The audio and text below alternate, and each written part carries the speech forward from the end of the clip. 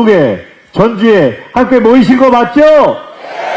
우리 한번 잠깐 한 30분 정도 이 더위를 잊고 오랜만에 꿈을 한번 같이 꿔볼까요? 이번 지방선거와 재보궐선거가 있는 6월 초 그 선거하기 사흘 전에 제가 대통령님과 마주 앉아 점심을 했습니다. 총리는 대통령님과 함께 일주일에 한 번씩 주례 보고를 합니다. 점심을 하면서 국정에 대해서 대화를 합니다. 선거가 바로 사흘 있는데 선거가 우리가 생각했던 것보다 조금 어려워질지도 모르겠다라는 걱정을 할 때 대통령님과 총리가 말씀을 나눌 때 그때 제가 대통령님께 드렸던 말씀은 지금 저는 황금시대를 꿈꿉니다. 이재명 대통령께서 집권한 지 1년 만에 내란을 극복하고 놀라운 국민적 지지를 만들어냈는데 우리가 이 선거를 잘 치르고 국정이 안정되기만 하면 어쩌면 우리 시대에 세계 역사상, 한국의 역사상 처음으로 대한민국에도 황금시대라는 것이 열리지 않겠냐. 여러분, 우리 어릴 때 국사 교과서나 세계사 교과서를 보면 어느 나라나 전성기라는 게 있었습니다. 그걸 황금시대라고 불렀습니다. 영국에는 빅토리아 여왕이라는 사람이 있어서 제국주의 시대를 열어서 영국이 그때부터 몇백 년 잘 나갔습니다. 미국은 루즈벨트 대통령이 3연임을 하면서 뉴딜을 해서 뉴딜 시대를 통해서 미국을 초강대국으로 끌어올렸습니다. 우리가 지금 많이 참 좋다 이렇게 얘기하는 복지국가가 있습니다. 북유럽의 이 중에 어르신들 혹시 여행을 가보신 적도 있을 텐데 스웨덴이라는 나라가 있습니다. 스웨덴이 최고로 전 세계의 모델이 됐던 때가 있습니다. 복지국가. 그 복지국가를 만든 30년 동안의 사회민주당의 장기 집권이 있었습니다. 그것을 스웨덴의 황금시대라고 부릅니다. 우리는 어쩌면 우리 역사상 처음으로 세계에서 1등 나는 것이 여러 개 있는 나라. AI도 1등, 문화도 1등, 민주주의도 1등, 반도체도 1등. 그렇게 해서 세계 최초로 쫓아가는 것이 아니라 남들을 쫓아오게 만드는 나라. 식민지가 아니라 남들이 부러워하게 하는 나라로 만들 가능성이 처음으로 생긴 것이 아니냐. 이번 선거가 이겼으면 좋겠다. 너무 절박하게 이번 선거가 이겨서 대통령께서 남은 4년 동안 안정적으로 국정을 이끌어가고 그러한 황금시대의 문을 열었으면 좋겠다. 이재명 대통령을 찍으신 여러분들 여기 다 찍으셨죠?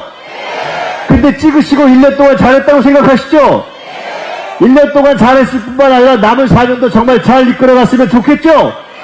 그 4년이 4년으로 끝나는 것이 아니라 제가 말씀드렸던 것 같은 그런 대한민국의 황금시대로 이어졌으면 좋겠다. 그런 바람이 있으시죠? 우리는 바로 그런 바람을 가지고 지난 선거를 생각했습니다. 근데 결과는 생각만큼 좋지는 않았습니다. 근데 참으로 놀랍게도 그 황금시대라는 꿈은 김민석이 혼자 꾼 것이 아니라 이재명 대통령께서 혼자 꾼 것이 아니라 제가 그 말씀을 드리니까 이재명 대통령이 뭐라고 말씀하셨겠어요?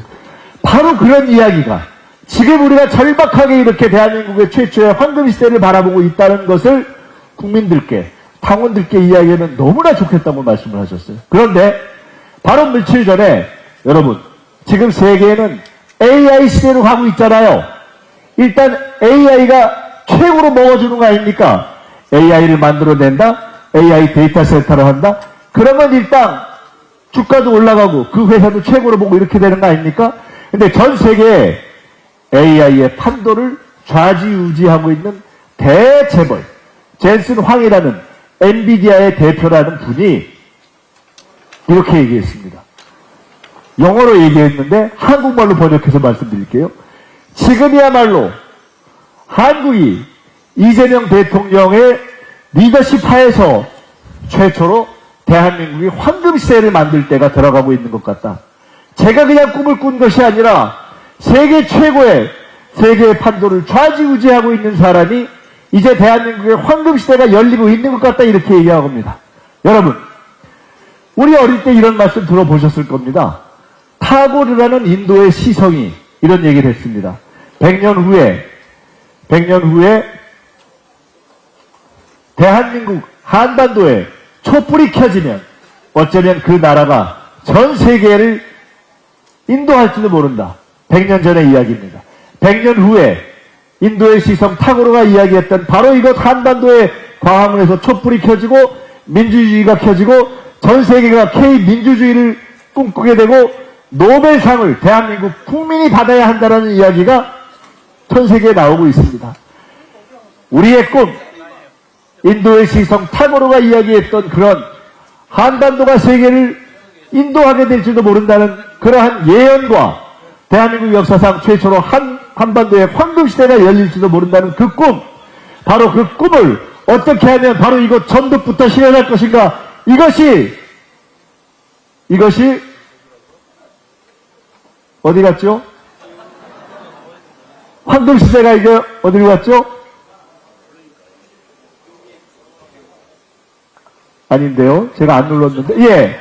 야, 기가 막히게 나왔습니다. 오늘 저는 여러분과 함께 대한민국의 황금시대를 바로 이 전북부터 열어가자. 이제 이 말씀을 드리려고 합니다.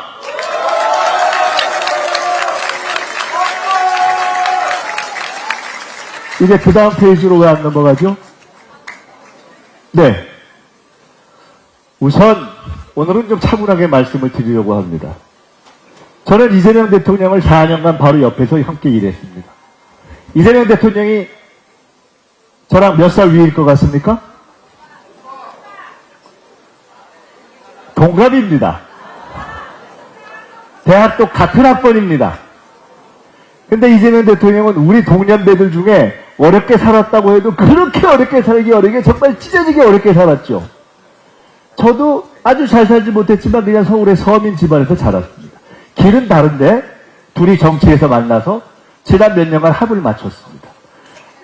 대표 정책위 의장, 대표 총선 상황실장, 대표 수석 최고위원, 대표 선대위원장, 후보 집권불량본부장, 그리고 대통령과 총리에 이르기까지 4년 동안 함께 꿈을 나눴습니다. 그래서 예를 들어 이런 꿈을 같이 만들었습니다. 여러분, 한국 성장을 어떻게 할 것이냐? A, B, C, D, E, F. 그 사이에 A, AI, B, 바이오, C, 컨텐츠 컬처, 문화, D, 디펜스, 방산, E, 에너지, 재생에너지, F는 최근에 새로 등장해서 팩토리, 공장이나 푸드까지, 식품까지. 이 A, B, C, D, E, 이것이 우리 이재명 정부의 새로운 성장 전략인 거 여러분 많이 들으셨죠? 근데 이건 잘 모르실 거예요. 그 A, B, C, D를 누가 처음에 A, B, C, D라고 이렇게 만들어낸 줄 아세요? 제가 했거든요. 예를 들어 이런 일을 같이 했죠. 내란이 극복되고 용산에 들어갔을 때 처음엔 종이 A4 한 장 없었습니다. 이걸 어떻게 극복할 것인가에 대한 100일 동안의 플랜을 짜는 일 제가 같이 했습니다. 그래서 저는 이재명 대통령의 꿈을 너무 잘 압니다. 이재명 대통령의 많은 꿈 중에 가장 큰 꿈이 하나 있습니다. 지방성장. 여기 써있는 지방성장. 여기 써있는 지방성장. 지금까지 대한민국의 성장은 오직 수도권에 편중돼서 왔는데 이제는 이렇게 돼서는 과거에는 성장하는 데 도움이 어느 정도 됐지만 이제는 성장 그 자체가 안 된다. 게다가 이런 식으로 가면 지방이 소멸돼 버린다. 제가 조금 전에 점심을 전북의 지도자들하고 식사를 했는데 그분들이 딱 주시는 질문. 지금 전북이 소멸이냐 아니냐의 위기에 있다. 전북이라는 도조차 소멸이냐 아니냐 하는데 시나 구는 말할 것도 없이 그런 걱정을 하고 있는 것이 너무 많지 않습니까? 이대로 가면 안 되지 않습니까? 그래서 우리는 이제 대한민국의 성장 전략이 변해야 된다 이렇게 생각을 하는 겁니다. 반도체만 해도 그렇습니다. 반도체가 경기도 평택 아래로 내려오질 않습니다. 많이 내려와봐야 천안. 이대로 가서는 한국에서 공장도 경기도 이하로 안 내려오고 젊은이들도 경기도 이하로는 취업할 데가 없고 이렇게 돼가지고 대한민국이 나라꼴이 제대로 되겠습니까? 지방이 성장하는 그러한 나라를 만들어야 한다. 그래서 우리 정부는 어떻게 했습니까? 지방으로 갈수록 보조금을 더 주고 지방으로 갈수록 모든 정책을 할 때 혜택을 더 주는 이러한 방식으로 바꾸려 했습니다. 이러한 모든 시도, 이재명 정부가 하는 모든 시도에는 이제 대한민국의 성장의 축을 지방으로 바꾸자 이런 꿈이 담겨 있습니다. 맞습니까? 그러한 시도에 동의하십니까? 이재명 대통령이 전북과 관련해서 하신 말씀이 몇 개 있습니다. 제가 한번 소개해 보겠습니다. 첫째, 이재명 대통령께서 전북이 가져온 삼중소회에 대해서 충분히 공감한다 말씀하셨습니다. 또 이런 얘기도 했습니다. 새만금에 가서 이제 희망 고문 그만하자. 제가 김대중 대통령님 때, 대통령께서 현직 대통령일 때 총재를 겸하고 있을 때 제가 총재 비서실장을 했거든요. 사실은 제가 그때 총재 비서실장을 하고 김대중 대통령께 물러나셨을 때 과거에 처음 시작했던 새만금을 우리가 과거에는 농업 100%였는데 농업뿐만이 아니라 산업도 같이 갈 수 있게 하자 이렇게 건의를 했던 사람 중에 하나입니다. 그 이후에 새만금이 농업 100%로 갈 것이냐 아니냐 논란이 있었지만 지금은 크게 봐서 농업과 산업을 배합하는 쪽으로 가고 있습니다. 여러 가지 이견이 있지만 전북도민의 대부분의 대다수의 생각은 새만금을 잘 마무리 빨리 해서 농업도 키우지만 산업도 키워서 새만금 전북 발전의 그런 근거지로 삼아야 된다. 다 동의하시죠? 근데 이게 너무 오래 걸리잖아요. 돈은 돈대로 들어가는데 시간이 너무 오래 걸리잖아요. 그래서 대통령은 이렇게 생각하신 겁니다. 시간을 너무 오래 잡지 말고 현실적으로 판단해서 돈을 집중적으로 넣어서 최대한 할 수 있는 빠른 시간 내에 5년이나 10년 안에 끝내자. 이것이 맞지 않는가? 이 판단이 맞지 않습니까? 이것이 이재명 대통령께서 말씀하신 첫 번째 의견입니다. 지금 정부는 그런 방향으로 새만금의 발전을 조율하려고 하고 있습니다. 두 번째 이런 말씀도 하셨습니다. 최근에 메가 프로젝트라고 해서 반도체 투자가 새로 발표가 되고 나니까 왜 전북에는 반도체가 빠졌지? 하는 궁금증을 말씀하시는 분들이 계십니다. 맞죠? 궁금하시죠? 왜 빠졌지? 그런데 비슷한 일이 그 전에 광주에 있었습니다. 광주에서 대통령이 타운홀 미팅을 할 때 광주시장, 전남, 도지사 이런 분들하고 얘기를 할 때 이런 얘기를 했습니다.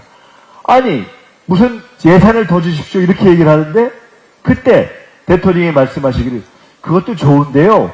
뭘 어떻게 해서 무슨 프로젝트를 가지고 예산을 달라는지 그거를 구체적으로 말씀을 해주세요. 시장과 도지사가 할 일은 바로 그런 것입니다. 구체적으로 어떤 일을 만들어낼 것이지만 명확하다면 그러면 당연히 정부는 그에 대해서 지원할 수 있다 이렇게 말씀하셨습니다. 기억나십니까? 저는 지금 전북이 딱 그런 상황에 있다고 생각합니다. 사실 이번에 광주에 반도체가 가는 것은 이것은 사실은 정부가 지금 요새 세상에 기업이 이리 가시오 저리 가시오 해서 되지는 않습니다. 기업들이 판단하는 겁니다. 기업들이 판단할 때 어디에 가야 땅값이 싸고 어디에 가야 전기가 나오고 어디에 가야 물을 공급할 수 있는 것을 봐서 선택하는 것입니다. 그리고 지자체나 중앙정부는 지원하는 것입니다.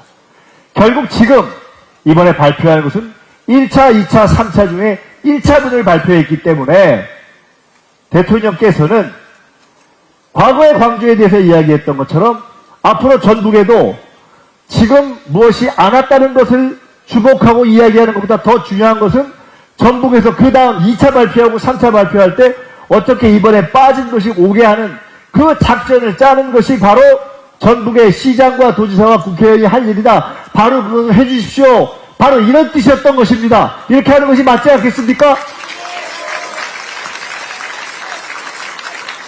이게 또 넘어가는데 그 다음 페이지로 넘겨주세요. 자, 김민석과 전북 말씀을 좀 드리겠습니다. 그 다음 페이지입니다. 여러분 저는 전북에 대해서 특별한 애정을 가지고 있습니다. 제가 요새 익산 사는 거 아셔요? 왜 사는지 모르시죠? 제가요 30대에 국회의원 했잖아요. 지금 몇 학년이게요? 6학년 초반이거든요. 근데 국회의원 되고 6년 동안 국회의원하고 30대 후반에 서울시장하고 2020년까지 18년 동안 백수로 지냈습니다. 2020년에 다시 국회의원에 대해서 3선이 되고 2024년에 4선이 되고 총리까지 하고 지금 2026년입니다. 따지고 보면 처음 국회의원이 돼서 지금까지 96년부터 2026년까지 30년 동안 국회의원 안 하고 백수로 지낸 시간이 18년입니다. 그 18년 동안 18년 백수한 사람처럼 안 보인다고요? 근데 18년 동안 백수로 지내고 야인 생활을 한 것이 저에게는 굉장히 도움이 됐습니다. 다산 정혜경 선생이 18년 동안 귀향을 가셨다 그러더라고요. 그 사이에 책도 많이 쓰시고 저는 그만큼 책을 쓰지는 못했지만 많은 곳을 다니면서 공부를 했습니다. 근데 제가 야인으로 있는 동안 전국을 다니면서 최고 마음에 들었던 곳이 어디냐? 익산이었어요. 왜? 교통이 좋잖아요. 먹을 거 좋잖아요. 사람 좋잖아요. 그래서 제가 꿈을 꿨던 거예요. 아, 나는 나중에 나이 들면 정치 그만하고 익산 와서 집 짓고 살아야 되겠다. 돈을 많이 못 모아서 처음에 못 지었지만 땅도 많았어요. 그래서 익산에 살아야 되겠다 이렇게 했는데 원래는 10년쯤 후에 살 생각이었어요. 그런데 저희 장모님이 갑자기 편찮으시고 저희 집사람도 몸이 안 좋아져서 우리 조금 공기 좋은 곳에 내려가서 살자 이렇게 시작을 하는 것이 익산살이가 됐는데 문제는 이거를 저희가 소문내려고 한 것이 아니라 부동산에서 어떻게 이게 알려진 모양이에요.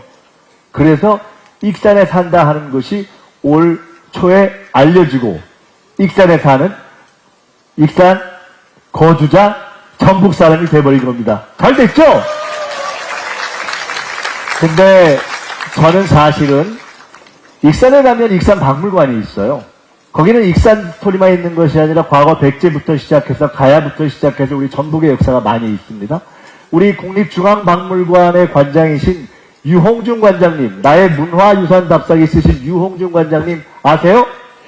유홍준 관장님이 익산 박물관 생긴 다음에 한번 오셨는데 제가 먼저 갔거든요.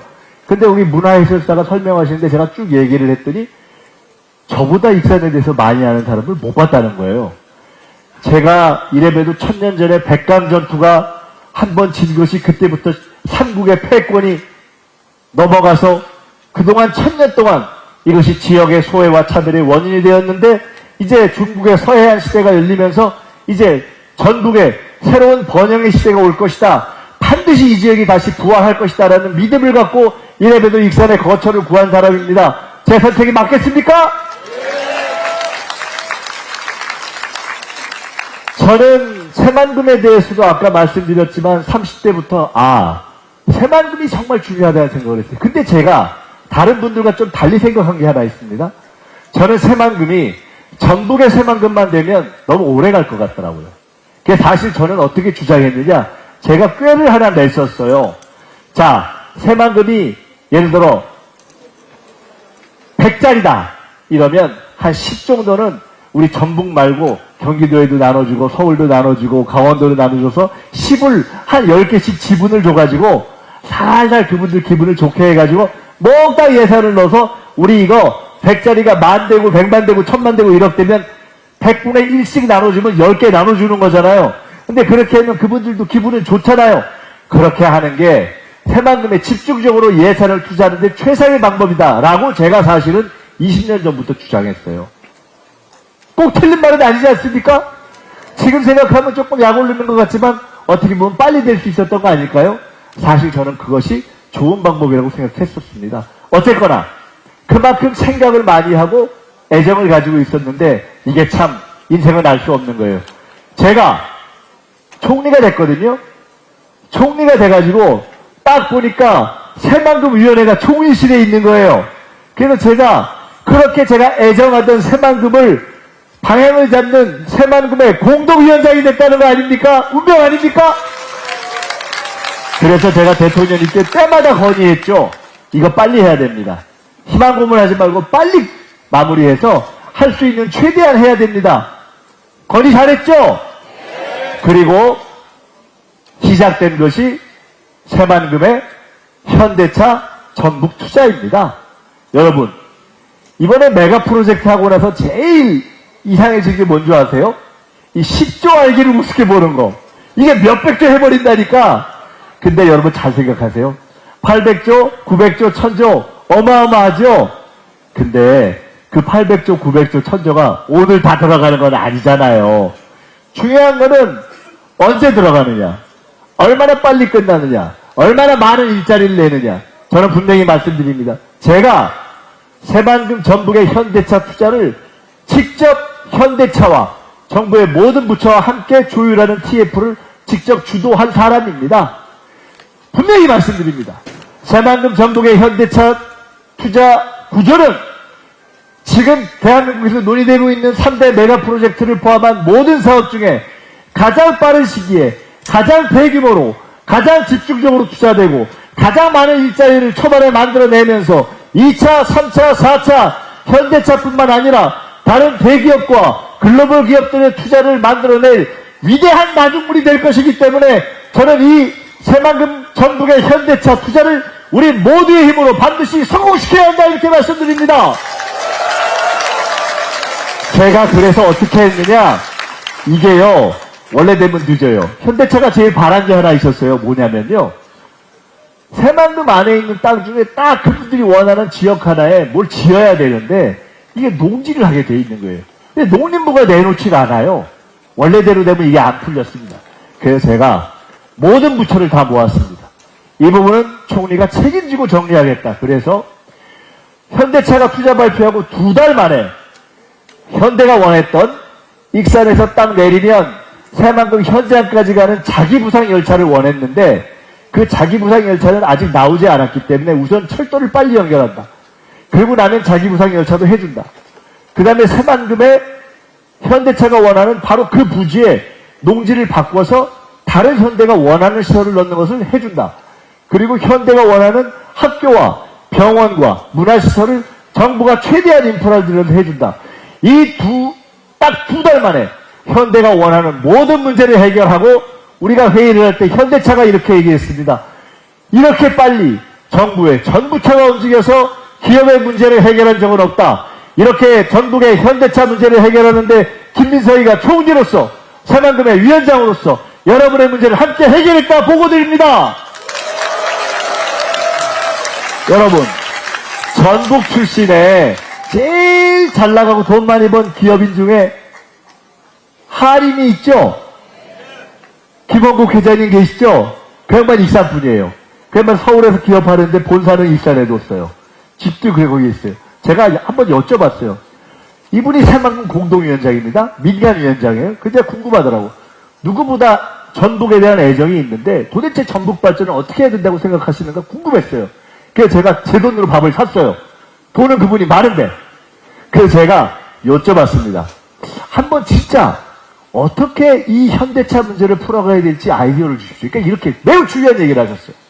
첫째는 사실 정부에서는 이런 거 만들면 아마 현대차도 그랬을 거예요. 신도시 같은 걸 하나 그 근처에 만들면 어떠냐 이런 생각하는 사람들이 많아요. 그러면 좋아하잖아요. 기업이 들어왔다. 신도시 만든다. 뭐 학교도 만든다. 거기서 뭐 근사하게 산다. 근데 저는 하림 김원국 회장님이 굉장히 중요한 얘기를 하셨다고 봐요. 그거 하면 절대 안 된다는 거예요. 새만금에서 전주 30분, 군산 20-30분이면 가죠? 다 들어가잖아요. 30분 안에 다 되잖아요. 절대 새만금에 현대차 투자를 해서 현대차가 새롭게 공장을 만들어 나가고 일자리가 만들어 나가고 현대차 협력기업이 몇 개인 줄 아세요? 최소 600에서 2,000입니다. 그럼 몇백 개가 더 오겠어요. 기업들이 그렇게 되는데 바로 거기 한 5분 거리에다가 신도시 지어고 목단 거기 살아라. 그럼 전북 발전에 도움이 되긴 되겠지만 좋겠어요? 그게 아니라 우리 김 회장님이 제게 주신 아이디어는 30분 거리면 되니까 어차피 전북 발전할 때 길도 닦아야 되고 다 하고 집도 고쳐야 되고 병원도 지어야 되고 문화시설도 넣어야 되니까 전주에, 익산에, 군산에 주변에 다 살 수 있게 그렇게 투자를 하게 합시다. 어차피 쓸 돈. 그게 전북이 사는 길이요. 이게 끝내주게 맞는 아이디어 같아서 저는 그 아이디어로 갑시다. 대통령께도 이렇게 말씀드리고 건의했는데 맞죠? 잘했죠? 자, 기업의 투자는 이렇게 되는 겁니다. 그리고 기업의 투자는 이렇게 발전하는 겁니다. 그리고 기업은 지역을 이렇게 발전시키는 겁니다. 현대차 구조는 절대 끝나지 않습니다. 현대차가 협력기업을 부릅니다. 협력기업이 창업을 부릅니다. 창업이 제2의 투자를 부릅니다. 제가 총리로서 보통은 총리들이 해외 안 나갑니다. 제가 미국 갔어요. 트럼프 만났어요. 벤스 부통령 만났어요. 부통령 2번 만났어요. TV에서 보셨죠? 중국도 갔습니다. 중국에 가서 총리를 만났어요. 근데 그때 가서 제가 기회를 놓치지 않고 얘기했죠. 대통령께서 시진핑 주석을 만났을 때 하신 얘기가 새만금에 와서 투자 조사단 좀 보내라 하셨거든요. 그래서 제가 중국 가서 리찬 총리를 만나서 또 얘기했습니다. 제가 미국에는 하버드 대학이라는 데를 나왔고 18년 동안 제가 백수하는 동안에 가방끈은 좀 밀렸어요. 그래서 미국에는 하버드 대학을 나왔고 중국에 칭화대를 나왔는데 시진핑 주석이 칭화대 출신이라 좀 그분들이 좋아합니다. 그래서 제가 그거를 좀 잘 팔아서 부탁을 했어요. 새만금이 끝내준다 앞으로. 여기 와서 투자 좀 해라. 투자 조사단을 보내라. 그래서 오케이 했어요. 이제 새만금이 조금 더 정리되면 그렇게 투자 조사단도 오게 될 겁니다. 잘했죠? 자, 이렇게 해나가는 겁니다. 저는 확신합니다. 엔비디아의 젠슨 황이 한국에 이제 황금시대가 시작됐다고 이야기하는데 전북은 절대로 구조의 현대차 투자로 끝나지 않습니다. 여러분, AI 이번에 저 메가 프로젝트 하는데 공장 짓는 데가 어디예요? 두 군데가 약속했어요? 삼성, SK, 맞죠? 일단 지금 광주에 짓겠다고 한 데는 삼성, 하나, 확실하죠?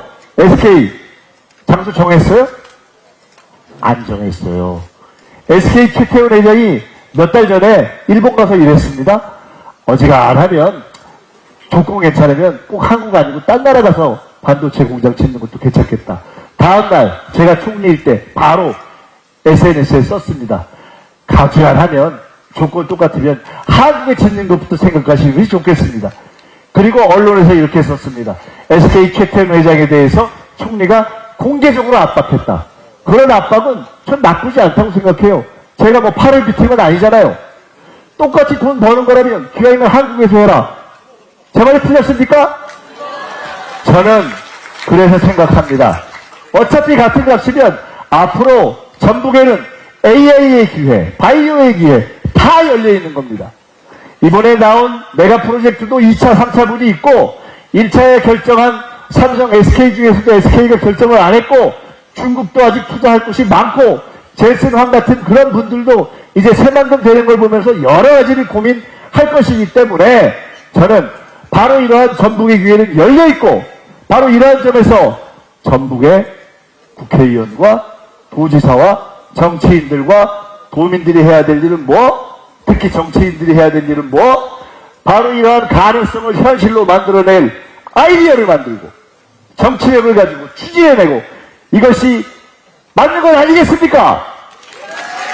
도민 여러분들이 힘을 주셔야 한다고 생각합니다. 저는 이렇게 전북의 미래를 만들어내는 데 대한 제 나름의 꿈이 있습니다. 다음 페이지로 가보시죠. 여러분, 그런데 여기에 대전제가 있습니다. 여러분, 여기 다 한국에서 오래 사셨잖아요. 민주당 많이 찍어보셨잖아요. 정치 경험 오래 하셨잖아요. 정부가 바뀌면 그 정부가 하려고 하는 게 하루아침에 꽝 되는 거 많이 경험하셨죠? 이번에 이재명 대통령이 하려는 일을 사람들은 이렇게 평가합니다. 이것은 대한민국 이후에 역사 일의 어떤 역사적 승부수입니다. 정말 어려운 일을 하는 겁니다. 그것이 광주로 가냐, 전남으로 가냐, 전북으로 가냐, 영남으로 가냐, 대구 경북으로 가느냐와 상관없이 평택과 경기도부터 그 아래로 반도체 AI를 내려보내려고 하는 그 결정, 그렇게 하는 기업들을 지원하겠다는 그 결정 자체가 있어본 적이 없는 결정입니다. 이것은 이재명 정부가 아니면 이어지거나 성공하기 어려운 결정입니다. 여러분, 전북뿐만 아니라 이제 앞으로 메가 프로젝트를 하는 광주, 전남, 충청, 영남 모든 지역이 만약에 이재명 정부가 흔들리면 2년 후 총선에서 이재명 정부가 과반을 하지 못하면 1년 지난 이재명 정부가 지금부터 흔들리면 이재명 정부가 내부부터 흔들리면 이재명 정부가 원하는 바로 그 일이 안정적으로 간다고 자신할 수 있겠습니까? 어떻게 해야 됩니까? 우리는 이 정부를 확고하게 안정시켜야 됩니다. 이번 전당대회를 두고 많은 분들은 나라의 운명이 걸려있다 이렇게 얘기합니다. 사실입니다. 실제입니다. 이것은 괜히 드리는 말씀이 아닙니다. 제가요 다녀보면 민주당 전당대회에 대한 관심이 높습니다. 여러분, 사실 역대 민주당 전당대회가 그렇게 관심이 높지 않았습니다. 김대중 대통령 뽑을 때 총재 김대중 될 줄 알았잖아요.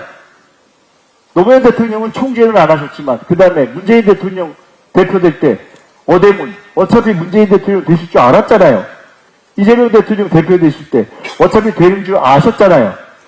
그리고 그 사이에 다른 여당 대표들 야당 대표들 뽑을 때 그렇게 큰 관심 없었습니다. 왜? 누구를 뽑아도 당은 그 방향대로 가니까. 그런데 지금은 다릅니다. 지금은 이재명 대통령 1년 동안에 집권당인데 가장 중요한 시기에 1년 동안 국정의 방향을 끌어가고 밀어주고 대통령과 호흡을 맞춰야 할 바로 그 집권당 자체의 명청대전이라고 불려지는 그러한 갈등이 있었기 때문에 만약 이 갈등이 4년 동안 계속되면 아니 당장 한 달만 더 계속되면 이번 전당대회의 결과가 만약 대통령과 확고한 파트너십을 가지고 밀어주는 그러한 공조의 관계가 지속되지 않는다고 생각하면 정부의 방향은 흔들리고 대통령은 흔들리고 국정 방향은 흔들리고 전북 현대차 모든 메가 프로젝트 모든 지방 발전이 흔들릴 수 있기 때문에 이 나라의 명운이 흔들릴 수 있기 때문에 그렇기 때문에 국민들도 우리의 지지자들도 관심을 가지고 있기 때문에 반드시 이번에는 전북의 발전에 도움이 되고 나라에 도움이 되는 그러한 선택을 하는 것이 민주당을 사랑하는 모든 사람의 임무이고 숙제이다. 저는 이렇게 말씀드립니다.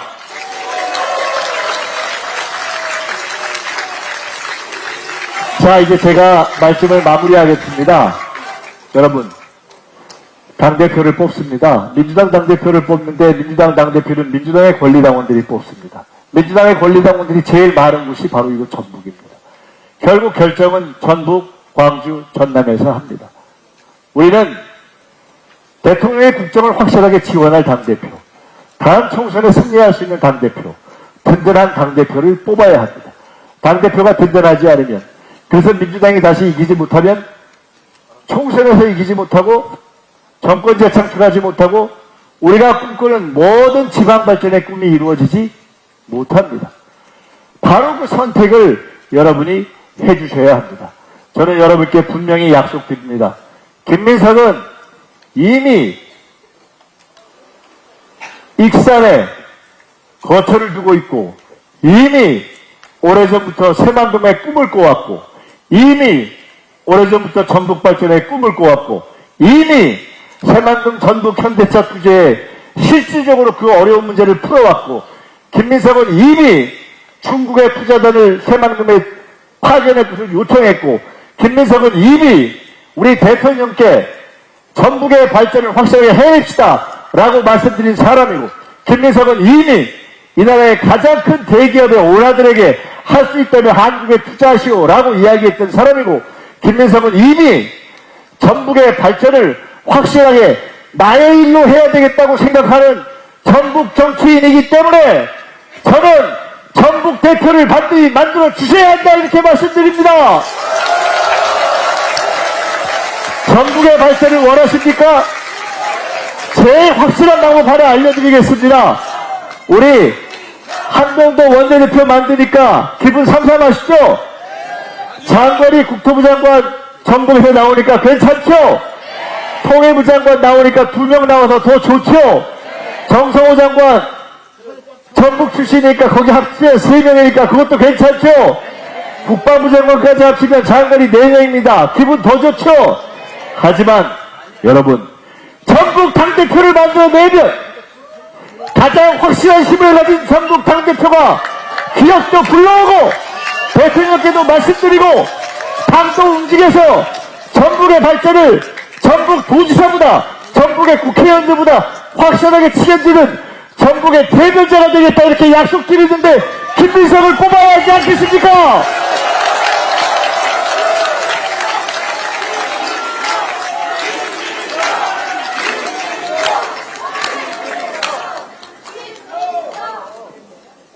제가 말씀드리겠습니다. 이제 우리가 이 말씀을 쭉 드리는 동안에 제가 쭉 봤거든요. 그러니까 날도 덥고 하니까 중간중간에 조금 조는 분이 5분 정도 봤어요. 근데 전북 당대표 만들자. 그것이 전북을 발전시키는 가장 확실한 길이고, 전북의 대기업들을 불러오는 가장 확실한 길이고, 전북의 정부의 힘을 더 집중적으로 투자하는 가장 확실한 길이고, 전북의 정치력을 모아내는 가장 확실한 길이다, 이렇게 말씀하시니까 그 5분까지 다 깨버리는데 확실히 전북의 발전이 중요한 건 맞죠? 저는 약속드립니다. 여러분, 김민석은 오래 준비했습니다. 그리고 제게는 꿈이 있습니다. 제게는 전북에 대한 확실한 애정이 있고, 확실한 경험이 있고, 확실한 비전이 있습니다. 제가 어디 가서 그렇게 신소리 하는 사람 아닙니다. 저는 분명한 자세를 가지고 말씀드립니다. 김민석이 당대표가 되면 김민석은 역대 전북이 배출한 모든 정치인 가운데 가장 전북의 발전을 화끈하게 책임지는 정치인 당대표가 되겠습니다.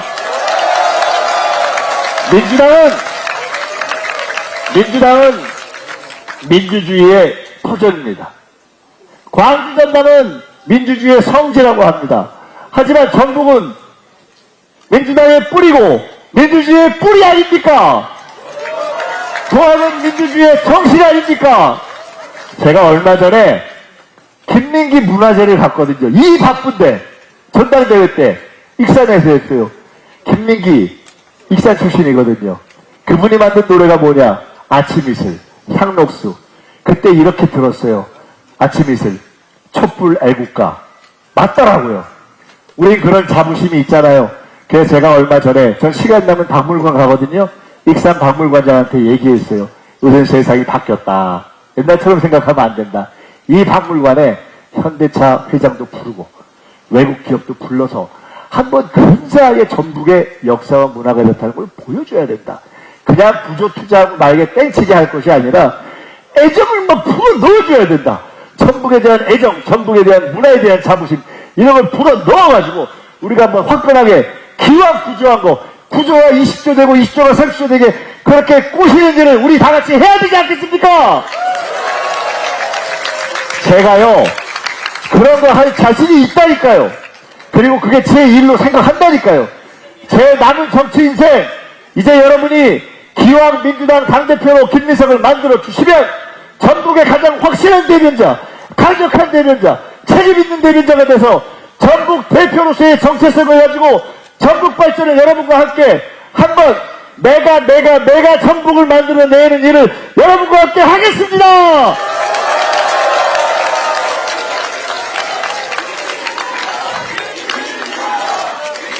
이제 이 정도 했으면 오늘 드릴 말씀은 다 드린 것 같습니다. 그리고 이제 우리 끝나고 악수도 하고 사진도 찍고 그러시자고요. 근데 중요한 게 있어요. 이러고 다 집에 가서 잊어버리면 안 돼요. 표 찍는 거. 그러면 저 안 됩니다. 근데 그것만 잊어버리는 것이 아니라 이번에는 민주당원이면 몽땅 투표할 수가 있네요. 게다가 민주당 지지하는 분들은 걸려오는 전화 몽땅 받을 수가 있네요. 김민석이 당대표 만드는 법 아주 쉬운 거 하나 알려드릴까요? 무슨 딴 동네에서 누가 1등하고 어디서 2등하고 어디서 3등, 이거 아무 소용없어요. 전북이 몽땅 투표하면 김민석은 민주당 당대표 됩니다. 한번 해보세요.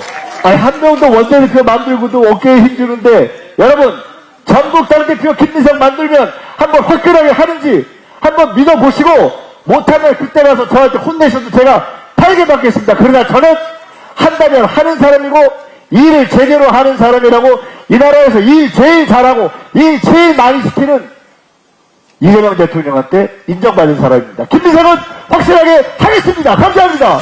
김민석.